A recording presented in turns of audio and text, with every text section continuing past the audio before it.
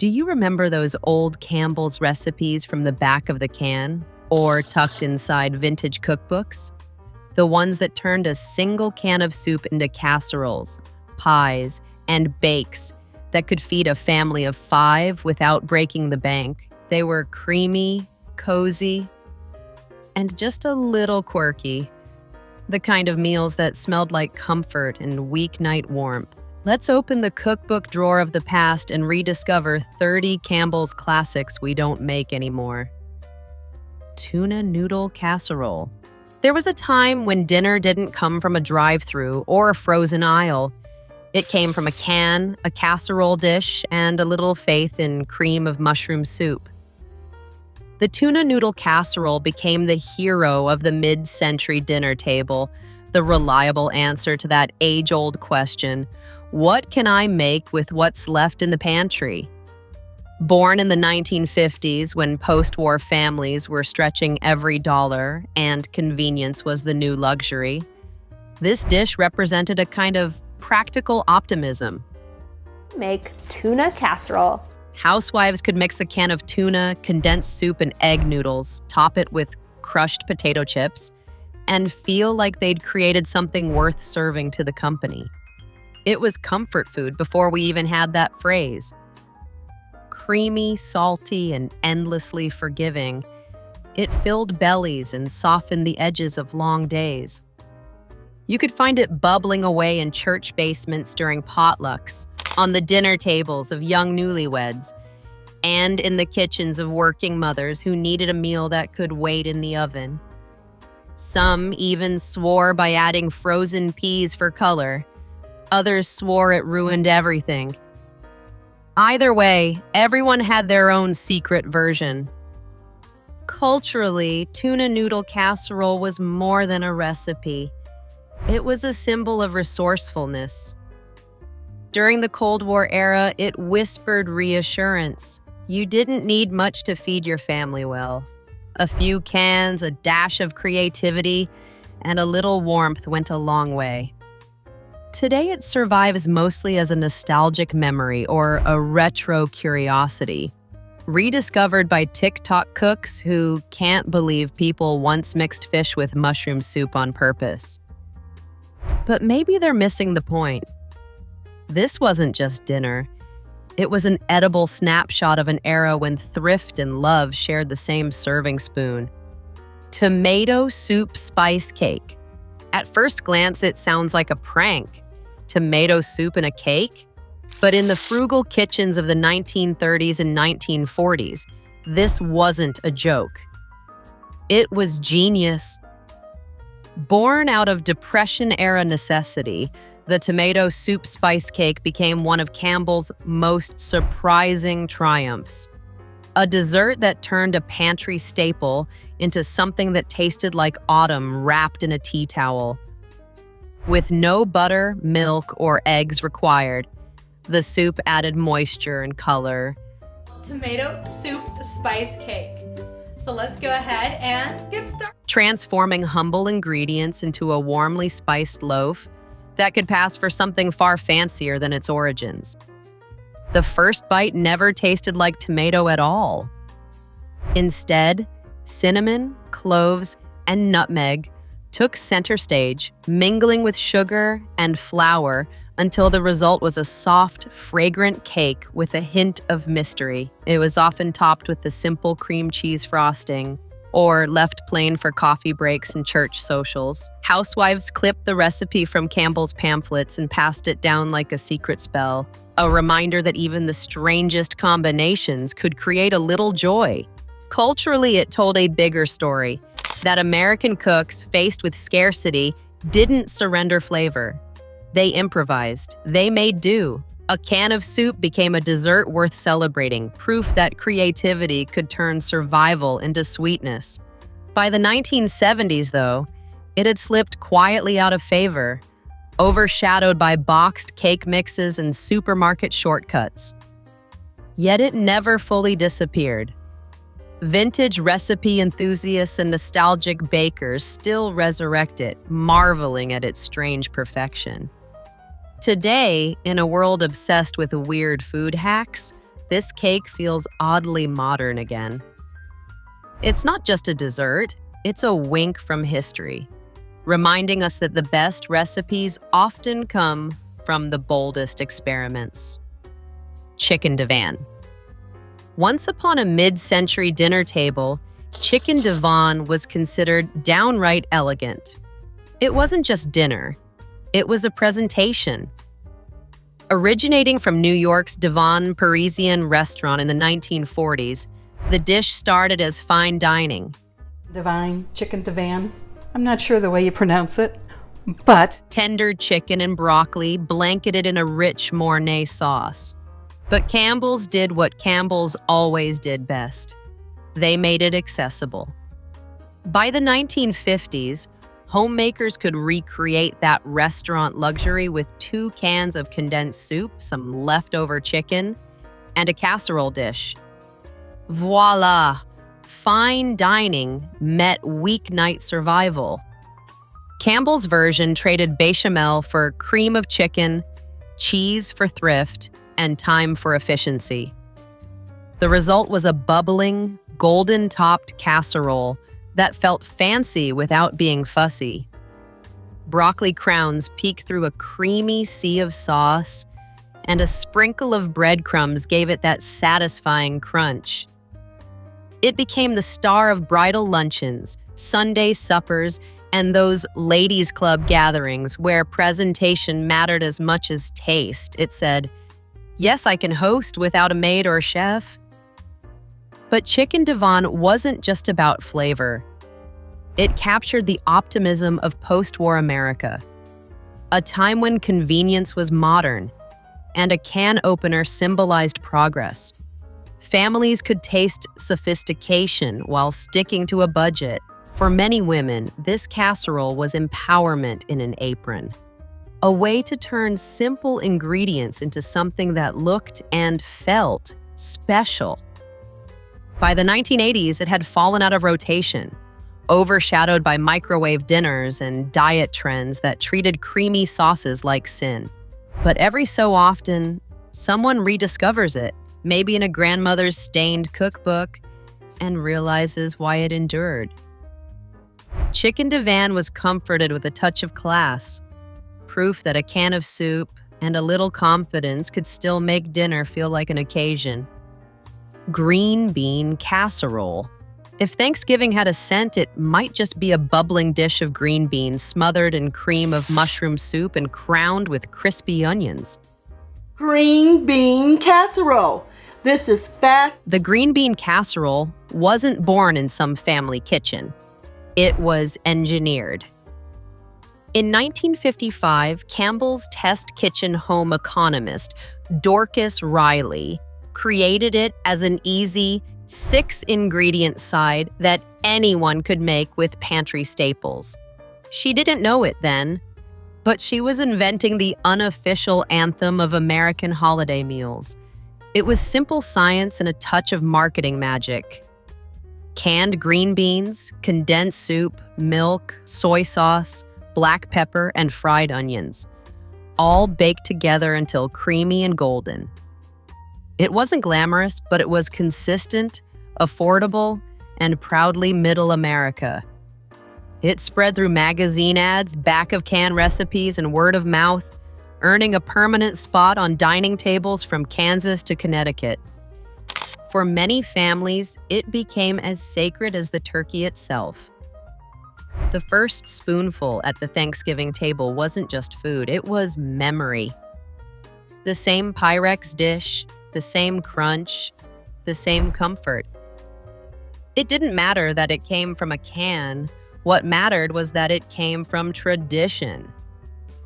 Of course, over time, trends shifted. Fresh beans, fancy mushrooms, and artisanal fried shallots tried to dress it up. Food snobs rolled their eyes, but for millions of people, the original still reigns supreme. Because green bean casserole isn't just a recipe, it's a ritual. It's a quiet reminder of church potlucks, family reunions, and the smell of home on a cold November day. Even in an age of viral recipes and air fryers, this dish refuses to die. It's proof that sometimes perfection doesn't need reinventing, just reheating once a year right where it belongs. Creamed shrimp wiggle. The name alone makes you smile or squirm. Creamed shrimp wiggle sounds like a dance move from the 1940s, but it was actually a dinner. And not just any dinner. It was a thrifty seafood miracle that made its way from wartime kitchens to mid-century tables, all thanks to Campbell's magic ingredient, cream of mushroom or celery soup. In an era when meat was rationed and canned goods ruled the pantry, this dish offered the illusion of luxury on a dime. At its heart, shrimp wiggle was simple. Canned or frozen shrimp, peas, and a creamy sauce made from condensed soup and milk, poured over toast or rice. Some families added pimentos for color, others a sprinkle of paprika for flair. It was quick, filling, and surprisingly elegant for something made with shelf-stable seafood. Housewives loved it because it felt fancy without requiring a trip to the fish market or much cooking skill. The name wiggle came from the playful wobble of the sauce as it left the spoon, an innocent touch of whimsy in a decade that needed it. This wasn't fine dining. It was comfort disguised as sophistication. The creamy texture and soft pink hue looked special enough for guests, yet humble enough for Tuesday night supper. Children either loved it or feared it, and generations later, people still recall that unmistakable smell of seafood and soup simmering together. Today, creamed shrimp wiggle might sound like a culinary dare, but in its time, it symbolized hope and creativity. Families took what they had and made something to be proud of. In a way, it's the story of mid-century America itself, stretching resources, chasing a little glamour, and finding joy in a dish that wiggled its way into memory. Pork chops supreme. In the golden age of casseroles, few dishes sounded as confident as pork chops supreme. The name promised something grand, but in true mid-century fashion, it was built from the humblest of ingredients: a few pork chops, a can or two of Campbell's condensed soup, and a handful of sliced potatoes. This was home cooking at its most practical. One pan, minimal effort, and maximum comfort. The supreme part wasn't about extravagance. It was about attitude. It made an everyday dinner feel like an occasion, even if that occasion was just Tuesday. The recipe appeared in Campbell's promotional booklets throughout the 1960s, when families were juggling busier schedules and tighter grocery budgets. Housewives loved its simplicity. Layer thin potato slices on the bottom, season the chops, pour over a mix of cream of mushroom and milk, and let the oven do the rest. The result was pure nostalgia: fork-tender potatoes soaking in savory sauce, pork so soft it nearly fell apart, and that familiar, comforting aroma that drifted through countless suburban kitchens. It was the kind of meal that didn't just fill the stomach. It filled the house. Neighbors would stop by and immediately know what was cooking. There was nothing fancy here, no garnish, no pretense. Just hearty, honest food meant to stretch a family's budget and bring everyone to the table at the same time. By the 1980s, as convenience evolved into microwaves and frozen dinners, pork chops supreme faded quietly from rotation. Yet it remains one of those recipes that lingers in family memory, the one your grandmother made by feel without measuring a thing. In today's world of meal kits and trending ingredients, there's something refreshingly sincere about a dish that only needed a can of soup, a few potatoes, and a little faith in the oven. Hamburger rice hot dish. Before one-pot meals became a buzzword, there was the hamburger rice hot dish, Midwestern efficiency in edible form. It was the kind of dinner that didn't try to impress anyone, but somehow always disappeared first at a potluck.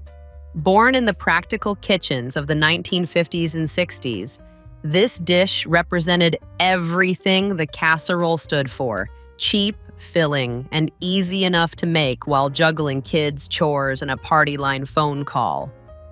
Campbell's gave it the seal of approval in their cookbooklets, proudly featuring it alongside other recipes that stretched a single pound of ground beef into something that could feed 6. The formula was simple and forgiving: browned hamburger, cooked rice, and a can or two of cream of mushroom or celery soup. Sometimes both, depending on what was hiding in the pantry.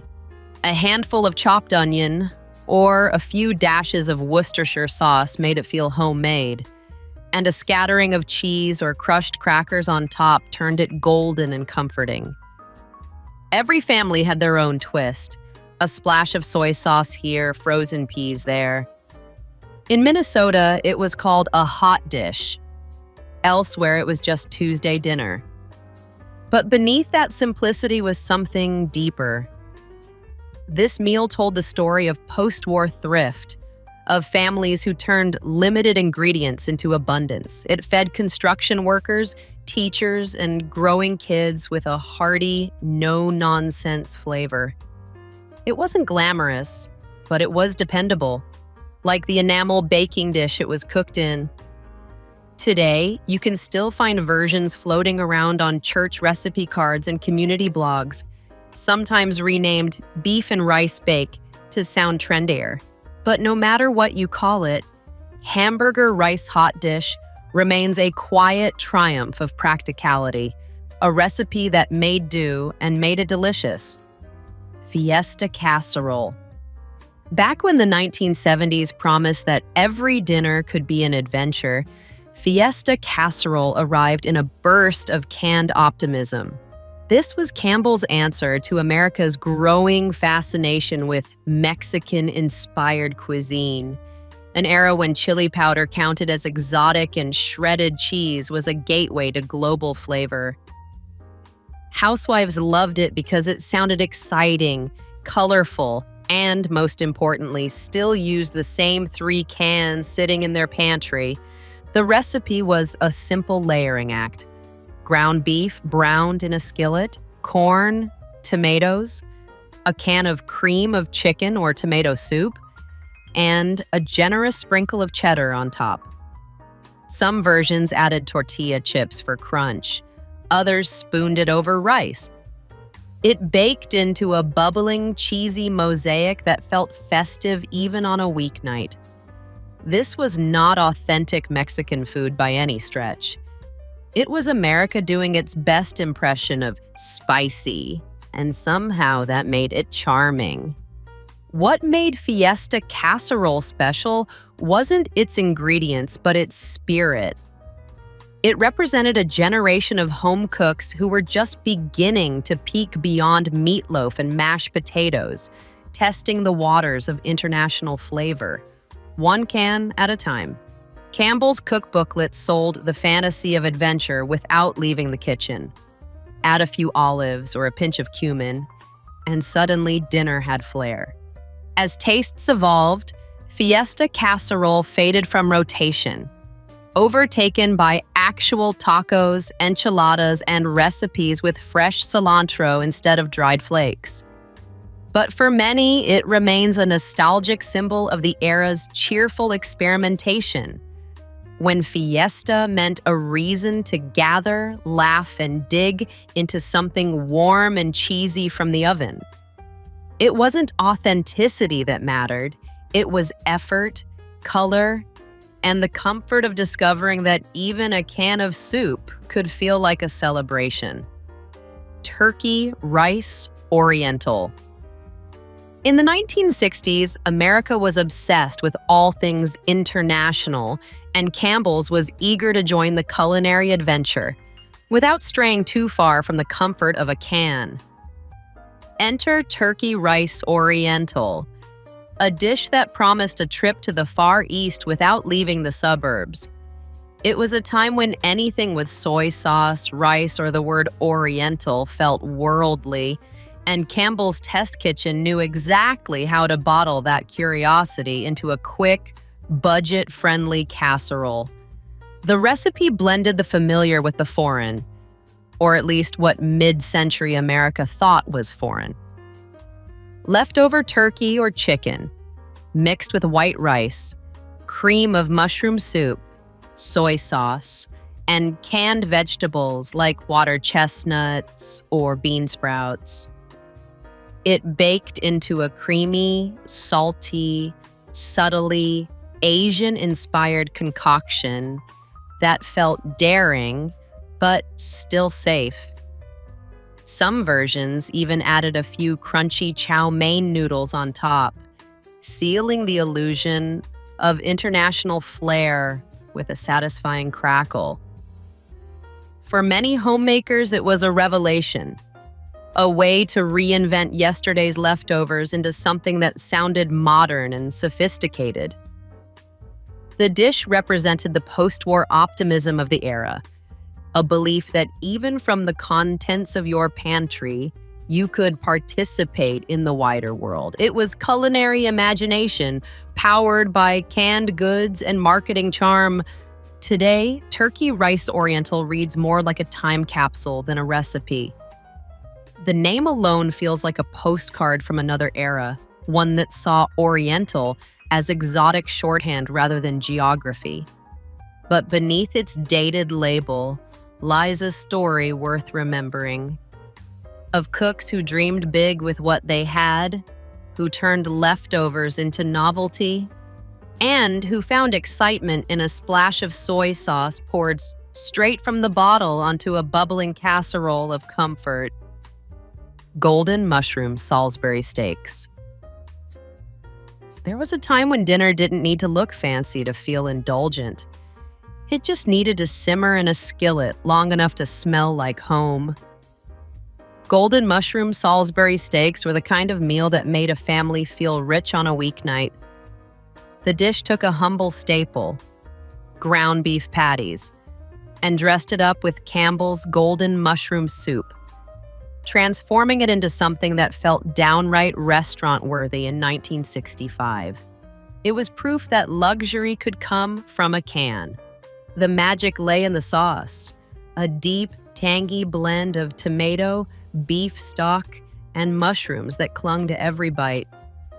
Housewives browned their patties in cast iron, poured over the soup, and let it bubble into a glossy gravy that turned mashed potatoes into a feast. No measuring, no guesswork, just dependable flavor in under 30 minutes. For busy families, that was modern cooking at its finest. Culturally, this dish hit all the right notes. It fit neatly into the post-war promise of better living through convenience, giving working parents the satisfaction of serving something hearty, warm, and a little fancy without breaking the budget. Campbell's ads framed it as a shortcut to sophistication. Serve it tonight and they'll think you cooked all day. By the 1980s, the golden mushroom variant faded into the shadows of microwave dinners and low-fat trends. But for many, the memory of that rich, savory sauce still lingers. The scent of browning beef, the hiss of the skillet, the sound of the can opener turning. Golden mushroom Salisbury steaks were more than a meal. They were a promise that comfort and class could coexist in one pan, held together by nothing more than ground beef, condensed soup, and a dash of hope. Creamy potato bake. Before au gratin became the go-to phrase for elegance, there was creamy potato bake, the honest, working-class cousin that didn't need a French accent to win hearts. This was the casserole dish that showed up everywhere. church potlucks, Sunday suppers, and weeknights when payday was still 2 days away. It was warm, humble, and built entirely on trust in a can of Campbell's cream of mushroom or celery soup. The beauty of it was in its simplicity. Thinly sliced potatoes were layered in a buttered dish, sprinkled with salt and pepper, then drowned lovingly in a mixture of condensed soup and milk. Some cooks added cheese, others swore that ruined the purity of the thing. A little onion or leftover ham might sneak in if the fridge demanded it. After an hour in the oven, it emerged bubbling and so golden, the edges crisped, the center tender and velvety. It didn't just fill the house with warmth, it made it smell like belonging. In the 1950s and 60s, this kind of dish was the backbone of family cooking. Thrifty, forgiving, and endlessly adaptable. You could feed a crowd or stretch a meal with little more than potatoes and creativity. It wasn't glamorous, but it didn't need to be. The creamy potato bake was proof that comfort food didn't have to come with a price tag. It just needed time, patience, and the right casserole dish. As food trends shifted toward faster and fancier, this dish faded quietly from cookbooks, replaced by instant scalloped potatoes and microwave sides. Yet in handwritten recipe cards and fading index boxes, creamy potato bake endures. A reminder that the simplest meals often hold the most heart, and that sometimes home really is layered in potatoes and soup. Chicken a la king, Campbell's style. Once considered the height of sophistication, chicken a la king was the kind of dish that made a homemaker feel like she just served something straight out of a restaurant menu without ever leaving her kitchen. Originally born in the late 19th century as a rich cream and sherry chicken entree, it got the Campbell's treatment by the 1950s, quicker, thriftier, and friendlier to the average grocery budget. The company's condensed soups, usually cream of mushroom or cream of chicken, turned a once fancy dish into a weeknight classic fit for the masses. Campbell's version was simple: shredded cooked chicken, chopped pimentos, and a handful of peas or bell peppers simmered in the creamy base, served over toast, rice, or those perfectly wobbly canned biscuits that defined the era. It was thick, smooth, and gloriously rich, the kind of meal that felt special occasion even on a Monday. Many families served it with parsley for color, and some replaced the chicken with tuna or turkey, depending on what was left over. In its heyday, it was considered an ideal company dish. Fancy name, minimal effort. Culturally, chicken a la king marked a turning point in American cooking. It bridged the gap between old-world formality and modern convenience, bringing luxury to the suburban dinner table one can at a time. It was creamy, comforting, and endlessly adaptable, the definition of mid-century ingenuity. By the 1980s, its shine had dulled. The name felt dated, the sauce too heavy, and fast food had stolen the thrill of convenience.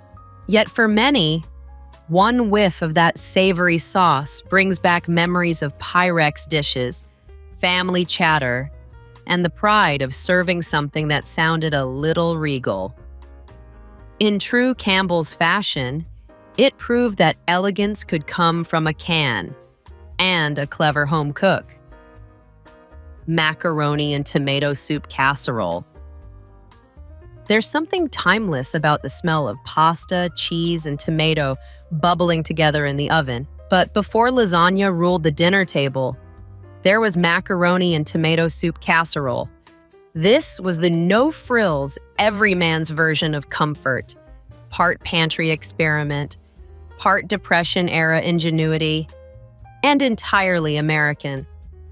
Campbell's turned it into a staple in their mid-century cookbooks, promising a meal that could feed the family, fill the stomach, and still leave a few cans for next week's paycheck. The recipe was as straightforward as it gets. Cooked elbow macaroni stirred with a can or two of Campbell's tomato soup, a splash of milk for creaminess, and maybe some ground beef or hot dogs if you were feeling generous. A handful of grated cheese on top transformed it into pure, bubbling satisfaction. No expensive ingredients, no fancy technique, just a red, saucy hug in casserole form. Kids loved it because it tasted familiar, like spaghetti night without the weight. Parents loved it because it stretched a box of pasta into days of leftovers. But beneath that simplicity was the story of a generation that learned to make something from almost nothing. In the 1950s and 60s, dishes like this weren't shortcuts. They were survival recipes, designed to bring warmth to cold nights and stability to uncertain times.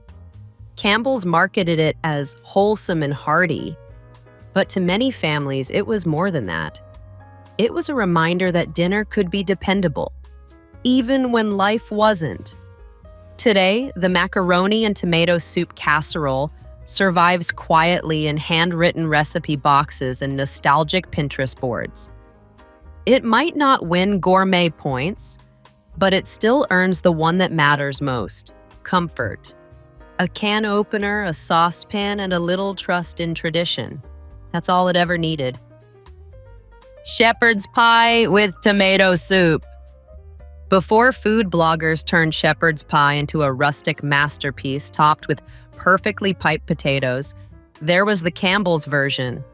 Humble, hearty, and made for real life. Shepherd's pie with tomato soup was the working family's answer to leftovers and weeknight hunger, a casserole that transformed scraps into something that felt like home. Forget the lamb and fancy herbs. This one was pure practicality, wrapped in nostalgia. In Campbell's cookbooks of the 1950s and 60s, the recipe called for the usual suspects: browned ground beef, or whatever meat you had on hand, canned vegetables, and the secret weapon: a can of tomato soup instead of gravy. It gave the dish a tangy sweetness that clung to every bite, binding the humble ingredients together beneath a golden blanket of mashed potatoes. Some homemakers added Worcestershire for zip, others swirled in a little milk for creaminess, but the goal was always the same: feed the family well for less. This version of shepherd's pie wasn't about tradition. It was about adaptation. It told the story of mid-century kitchens where canned goods were lifelines and every ingredient had to earn its keep. The tomato soup made it modern for its time, bright, quick, and distinctly American. It was a reinvention of an old European dish for a post-war generation learning to balance taste, thrift, and convenience. By today's standards, it's a time capsule meal. No artisan mashed potatoes, no farm-to-table anything. But there's an honesty to it that still hits home. One forkful, and you remember why our grandparents didn't overthink dinner. Shepherd's pie with tomato soup wasn't just food. It was proof that comfort didn't need perfection, just a can opener and a little heart. Creamed chipped beef on toast. Few dishes carry as much history and humor as creamed chipped beef on toast. Known affectionately, and sometimes not so affectionately, as SOS in military slang, this dish marched straight from the mess hall into American home kitchens after World War II. When Campbell's added its own spin with condensed cream soups, it turned a military necessity into a mid-century breakfast classic. One that was equal parts frugal, filling, and familiar. The recipe couldn't have been simpler.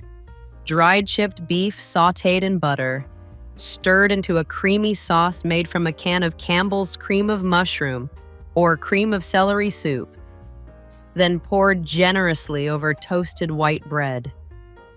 Sometimes peas were added for color, sometimes a sprinkle of paprika to make it feel fancy, but mostly it was salt, starch, and comfort, the kind of meal that stuck to your ribs and your memory.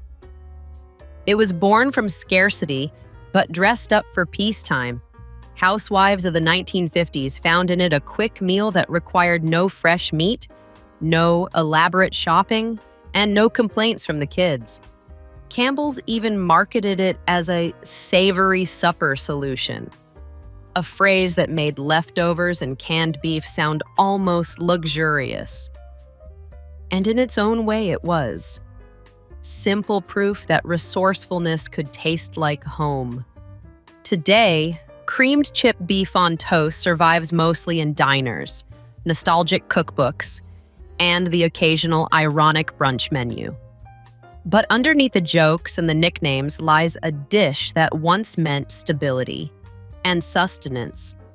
It's salty, creamy, unapologetically beige, and somehow still comforting. Like much of mid-century cooking, it wasn't about glamour. It was about getting by deliciously. And that's a legacy worth remembering, one toast at a time.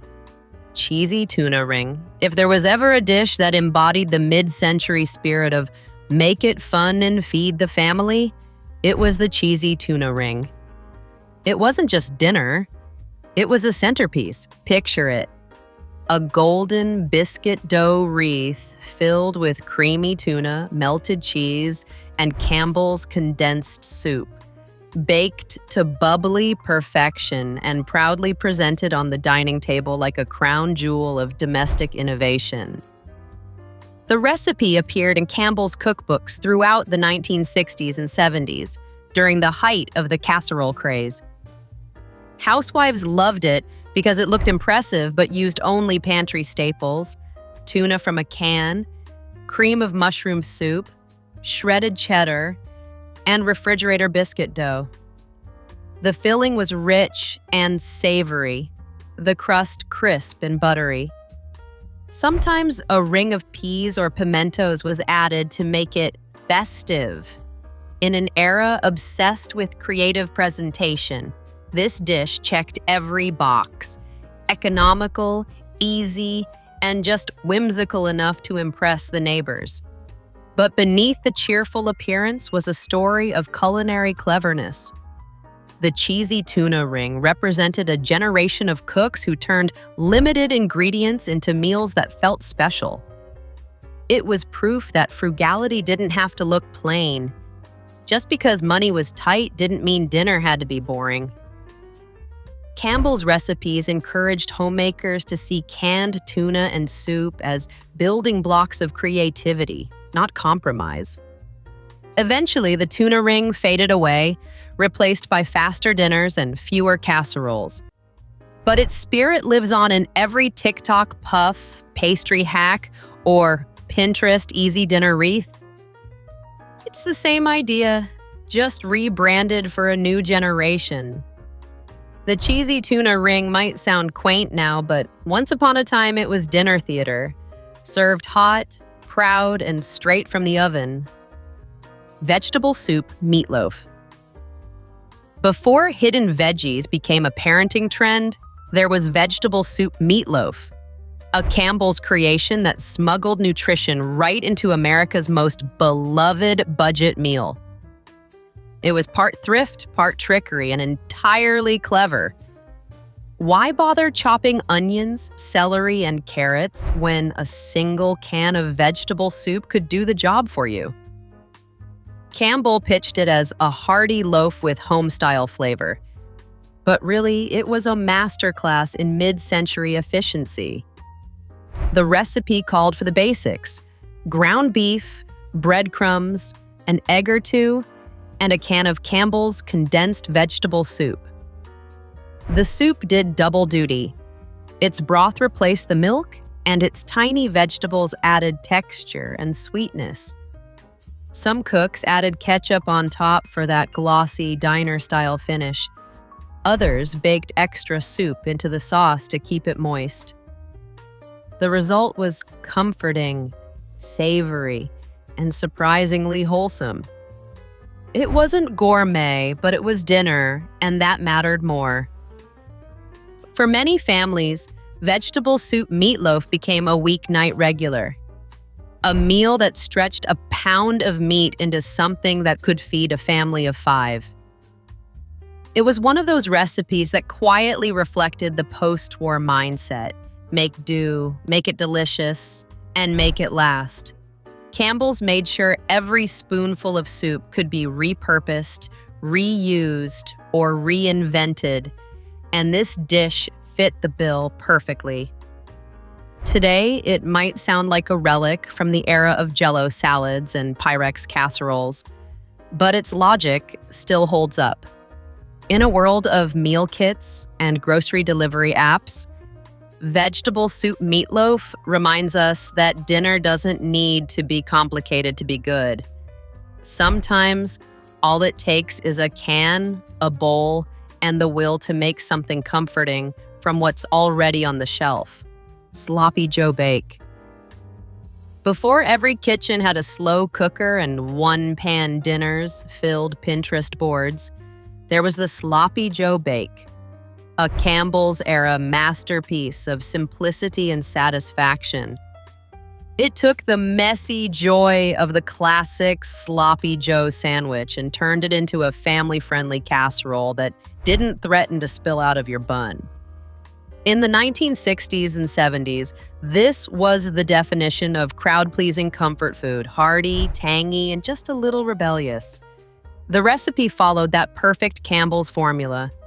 Brown a pound of ground beef, stir in a can of tomato soup, or sometimes chicken gumbo soup for a twist. Add a few seasonings and maybe some chopped peppers, then top the whole thing with biscuit dough or mashed potatoes. Bake until golden and bubbling, and you had dinner for a family of 6. Hot, filling, and guaranteed to disappear by the end of the night. It was the kind of dish that made leftovers optional. What made the Sloppy Joe bake special wasn't just the flavor, it was the spirit. It captured the mid-century kitchen sense of invention, when the goal was to turn ordinary ingredients into something exciting. Campbell's encouraged cooks to think beyond the sandwich, to turn sauce and soup into full meals that could feed a crowd. The result was a dish that felt homey yet fun, with a name kids actually like to say out loud. As decades passed and dinner trends got fancier, the Sloppy Joe bake slipped quietly into memory.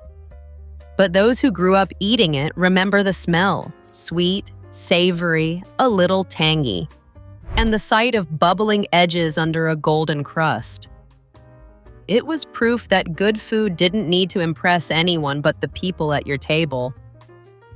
And honestly, it still works. Cream of asparagus quiche.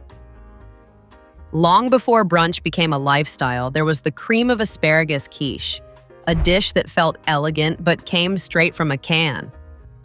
In the 1970s, Campbell's helped homemakers discover that fancy didn't have to mean French, and that even a quiche, once considered a restaurant specialty, could be whipped up in an ordinary kitchen with pantry staples and a little imagination. The recipe was pure mid-century magic.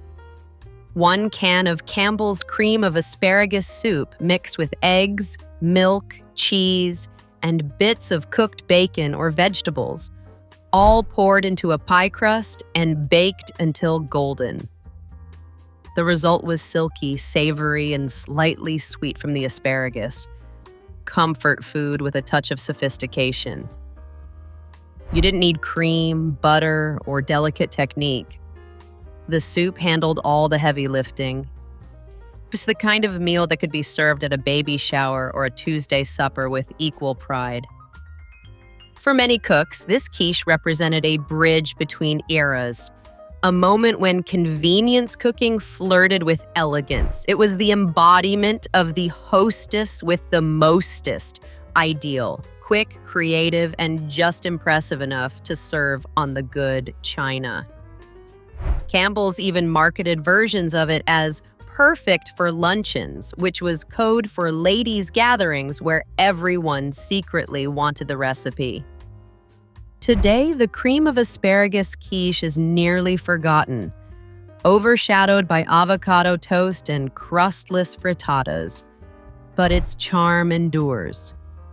It was a product of an optimistic time, when canned soup could be the base for dreams of sophistication.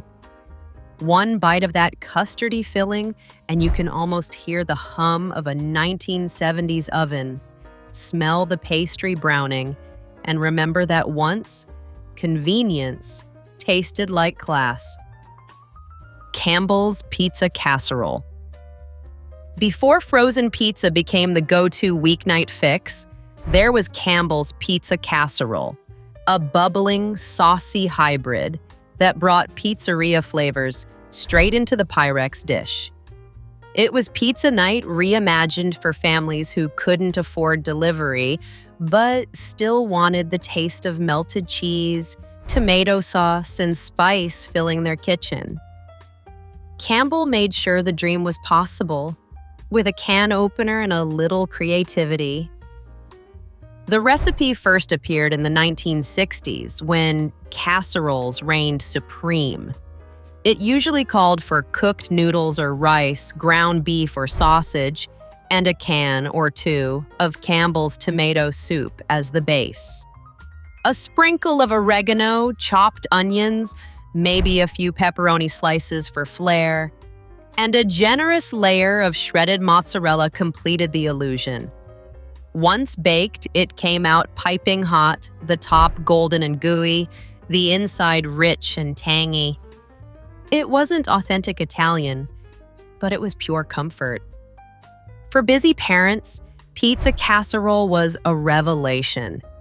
It stretched ingredients, required no dough making, and delivered that familiar pizza flavor in half the time. It was the kind of dish that got applause at potlucks and seconds at the dinner table. Campbell's even promoted it as a pizza the whole family can afford, a slogan that perfectly summed up its purpose. Today, the idea might sound quaint, but it's easy to see why it worked. In a world before DoorDash, this was dinner theater.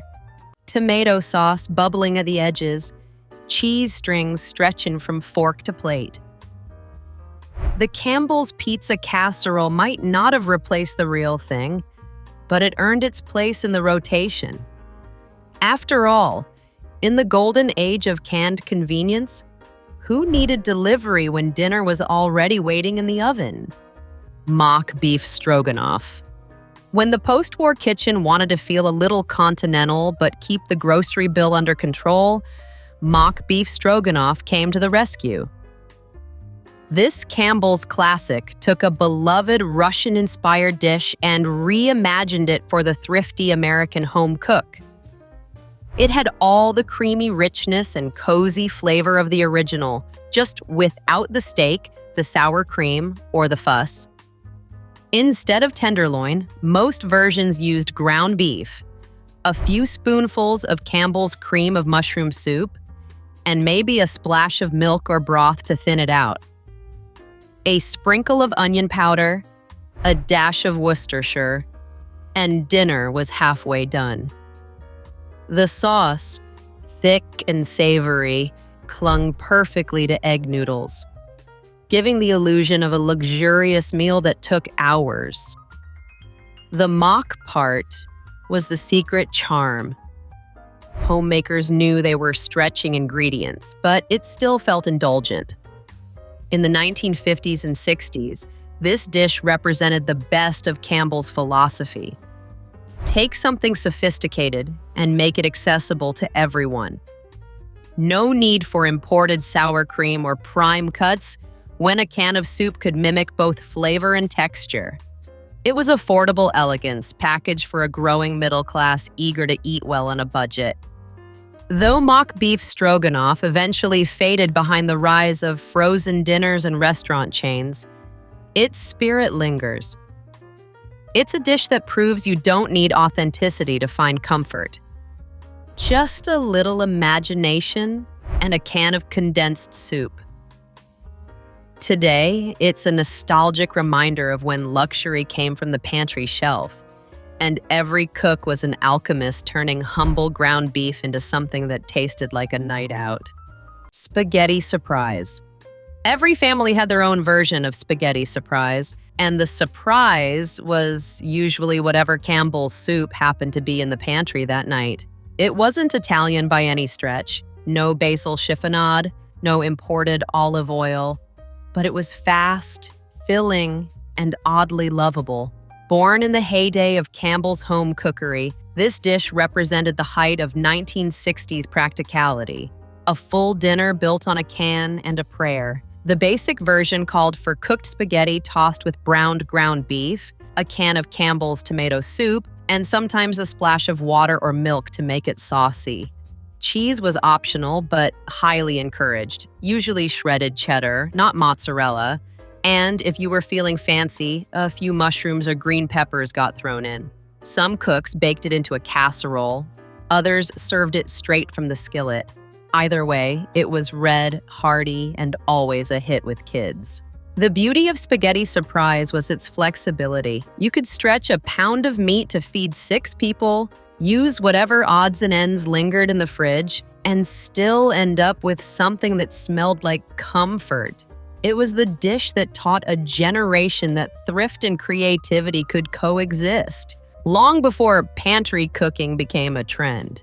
Of course, modern foodies might raise an eyebrow at spaghetti made with condensed soup. But in the context of its time, it was genius, a meal that turned scarcity into satisfaction. Today, it lives on quietly in church cookbooks and faded recipe cards, a symbol of the American knack for making do deliciously.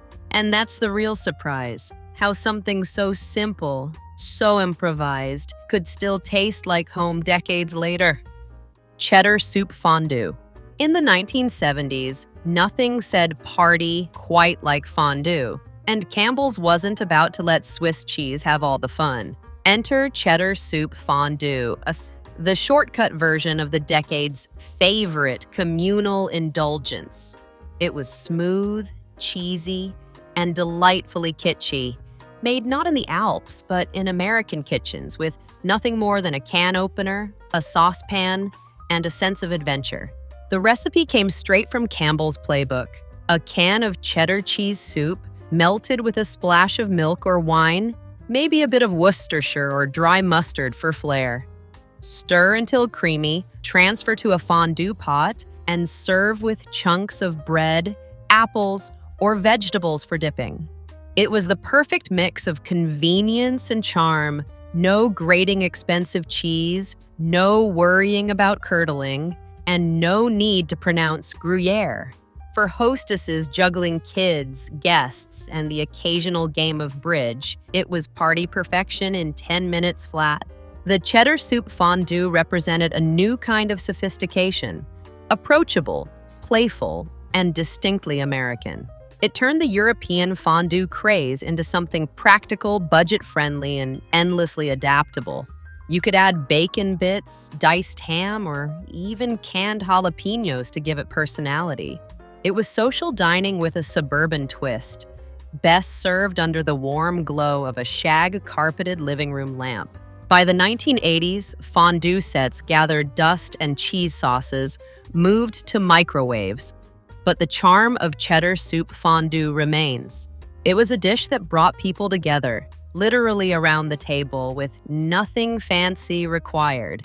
In a way, it captured everything Campbell stood for: shared meals, simple joy, and the belief that even a can of soup could make an evening feel special. Tomato soup meatballs. There was a time when tomato soup meatballs were the pride of the American dinner table, a dish that felt both comforting and clever, thanks to one secret ingredient straight from the pantry. Campbell's tomato soup, with its sweet, tangy flavor, turned an ordinary meatball supper into something memorable. It was the kind of recipe that looked simple on paper, but delivered pure, nostalgic satisfaction in every bite. The original version appeared in the 1950s, when home cooks were looking for ways to stretch a pound of ground beef into a full meal. The meatballs themselves were straightforward: beef, breadcrumbs, an egg, and a few seasonings. But the magic was in the sauce. A can of Campbell's tomato soup, thinned with a little water or broth, simmered down into a glossy coating that clung to each meatball. Sometimes a dash of brown sugar or Worcestershire was added to deepen the flavor, and a sprinkle of parsley on top made it look company-ready. Served over rice, mashed potatoes, or plain buttered noodles, tomato soup meatballs were warm, hearty, and endlessly adaptable. Kids loved them because they tasted familiar, like spaghetti night without the fuss, and parents loved them because they came together with what was already in the cupboard. It was a meal that didn't just feed the family, it stretched the grocery budget and the imagination. Though they've largely vanished from modern tables, these meatballs remain a quiet relic of mid-century home cooking, a reminder that resourcefulness was once the secret ingredient in every recipe. In a world obsessed with marinara and meatball subs, tomato soup meatballs stand as a sweet, tangy memory of when dinner was simple, affordable, and made with heart and a can. Golden mushroom Swiss steak. In the pantheon of Campbell's comfort foods, golden mushroom Swiss steak reigns as one of the most elegant-sounding dishes ever to come from a can. It was the star of many Sunday dinners in the 1960s and 70s, a meal that promised restaurant flavor without restaurant prices.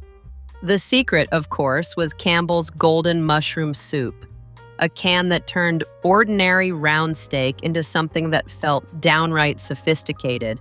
The recipe was deceptively simple: browned steak, simmered slowly in a sauce, made from golden mushroom soup, water, and maybe a splash of Worcestershire for depth. Some homemakers added onions and green peppers. Others tossed in a few mushrooms if they happened to have them. The soup's tomato and beef base gave the dish a rich, savory flavor that tasted far more complex than its humble ingredients suggested. Served over mashed potatoes or buttered noodles, it was the kind of meal that made a family dinner feel special. No candles required. What made golden mushroom Swiss steak iconic was how it bridged the gap between convenience and tradition. It harkened back to the slow-cooked comfort of Depression-era meals, while embracing the modern efficiency of canned soup magic. Campbell's marketed it as a gourmet dish made easy, and for many mid-century home cooks, that was exactly the dream: to serve something impressive without breaking the bank or the schedule. Today, the dish has largely disappeared, taking its glossy sauce and retro charm with it. But mention it to someone who grew up in the 1970s, and they'll likely remember that unmistakable aroma wafting through the kitchen on a lazy Sunday afternoon.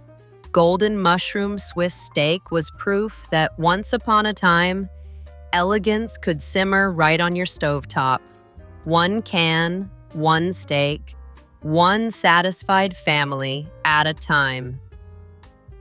Cream of celery chicken pie. Before rotisserie chickens and refrigerated pie crusts made pot pies a weeknight convenience, there was cream of celery chicken pie, a Campbell's-era comfort dish that turned leftovers and canned soup into something that tasted like a warm hug. It wasn't flashy, but it was deeply satisfying, the kind of recipe that brought a family together around the table on a chilly evening. The concept was classic: tender chunks of chicken, mixed vegetables, and a can of Campbell's cream of celery soup, all baked under a flaky pastry crust. The soup acted as the perfect shortcut sauce, creamy, savory, and lightly aromatic, lending just enough celery flavor to feel homemade. A little milk stretched the mixture, and a dusting of pepper made it seem freshly seasoned. Some cooks poured the filling into Pyrex dishes with a biscuit topping, while others stuck with traditional pie crusts that browned beautifully in the oven. Either way, the result was golden, bubbling comfort. In the 1950s and 60s, Campbell's marketed this as the smarter way to make a pot pie. No roux, no fuss, just one can and a little imagination. For busy homemakers juggling family life, it was culinary magic. Affordable, hearty, and foolproof. It fed hungry kids, impressed neighbors, and made thrifty use of last night's chicken roast. Today, cream of celery chicken pie might sound quaint beside its modern cousins with puff pastry and fresh herbs, but it still embodies the soul of vintage home cooking. It was the taste of practicality wrapped in nostalgia, a reminder that a can of soup could be the heart of a meal and that made from scratch once simply meant made with love. Vegetable soup cake. Yes, you read that right, vegetable soup cake. It sounds like a dare, but for mid-century homemakers, it was a triumph of thrift and curiosity. Long before hidden veggies became a modern baking trend, Campbell's vegetable soup made its way into dessert form, proving that necessity really is the mother of invention. This oddball recipe first appeared in the 1950s, when experimental cooking and canned convenience collided in the most fascinating ways. The secret wasn't as strange as it sounded. The condensed soup, when blended into a spiced batter, added moisture, sweetness, and subtle depth. The bits of carrot, tomato, and celery cooked down completely, leaving behind a warm, complex flavor that paired beautifully with cinnamon, nutmeg, and cloves. Most versions finished with a cream cheese or brown sugar frosting, making it more of a cousin to carrot cake than an actual vegetable medley. The result? A surprisingly delicious, moist cake that could fool even the pickiest eaters. For the homemaker of the 1960s, vegetable soup cake was both a conversation piece and a small act of rebellion, proof that creativity didn't stop at the main course. Campbell's leaned into that spirit, promoting it as a delightfully different dessert. And it was. It tasted like autumn, like spice and nostalgia, with just enough mystery to make you smile after every bite. Though it faded into culinary obscurity, this quirky cake still pops up in vintage cookbooks and nostalgia blogs, cherished by those who dare to bake it. Vegetable soup cake reminds us that mid-century cooks weren't afraid to take risks, that sometimes the strangest ideas turn into the sweetest traditions. After all, what's life without a little surprise, even in dessert form? Ham and noodle bake. In the golden age of casserole cooking, ham and noodle bake was the definition of dependable comfort. It wasn't glamorous, but it was beloved. A thrifty, creamy dish that turned a few leftovers and a can of Campbell's soup into something that tasted like home. After Easter, after Sunday supper, or any time a bit of ham lingered in the fridge, this recipe came to the rescue, stretching every slice into a full family meal. The magic formula was simple and foolproof. Cooked egg noodles met diced ham, a handful of peas, and a can of Campbell's cream of mushroom or cream of celery soup. A splash of milk loosened the mixture. A sprinkle of shredded cheese went on top, and everything baked until golden and bubbly. It filled the kitchen with that unmistakable mid-century aroma, savory, creamy, a little salty, and entirely comforting. Some versions added crushed potato chips or buttered breadcrumbs for a crispy crown because in those days no casserole was complete without a crunchy topping. This dish captured everything Campbell's represented: practicality, resourcefulness, and the joy of feeding a family well without spending much. It was a 30-minute miracle in a world that prized efficiency and taste in equal measure. Housewives clipped it from magazines and passed it down through generations, a testament to the power of simple ingredients done right. Today, ham and noodle bake might seem old-fashioned beside glossy modern casseroles, but one bite brings back a wave of nostalgia. The sound of the oven door creaking open, the scent of dinner filling the house, the comfort of knowing everyone would eat well that night. It wasn't fancy, but it was real, honest food, the kind that made everyday life feel just a little bit warmer. Campbell's corned beef hash bake. If there was ever a dish that understood the phrase, make do and make it delicious, it was Campbell's corned beef hash bake. This was the kind of recipe that appeared in mid-century cookbooks right next to tuna noodle casserole and mock stroganoff. Sturdy, savory comfort built on pantry staples and post-war ingenuity. Corned beef hash, that humble mixture of canned beef and potatoes, was already a breakfast standby. But with a can of Campbell's cream of mushroom soup and a few clever add-ins, it transformed into a hearty dinner baked to golden perfection. The process was pure practicality. You'd spread a layer of canned corned beef hash into a casserole dish, stir in the soup for creaminess, maybe toss in some onions or peas for color, and crown it all with breadcrumbs or grated cheese. Then into the oven it went until the edges bubbled and the top crisped ever so slightly. The result was rich, salty, and comforting, the kind of meal that could stretch a single can of meat to feed an entire family. In the 1950s and 60s, this bake fit perfectly into the rhythm of American kitchens. It was quick, inexpensive, and made from ingredients that didn't spoil easily, a godsend for busy homemakers balancing budgets and growing families. It was also a clever way to disguise leftovers, since just about anything mixed with a creamy Campbell's base could pass as a new recipe. Today, corned beef hash bake might raise an eyebrow among foodies, but for those who grew up on it, it's a bite of nostalgia. It tastes like Saturday nights after payday, like simplicity wrapped in the smell of an oven that's been baking casseroles for decades. It's proof that comfort doesn't always come from scratch. Sometimes it comes straight from a can, seasoned with memory. The Campbell's Mystery Dish, 1968 Test Kitchen Special. Now here's a recipe that sounds like it was dreamed up by someone deep in the throes of mid-century culinary curiosity. The Campbell's Mystery Dish. This oddball gem first appeared in 1968, straight from the Campbell's Test Kitchen, that legendary lab where home economists in crisp aprons experimented with casseroles like scientists chasing the next big thing in comfort food. The name alone promised intrigue. Mystery suggested surprise, maybe even a little danger. In truth, it was just one of those everything but the kitchen sink creations, a mashup of ingredients that somehow worked despite all logic. No one really knew what the mystery referred to.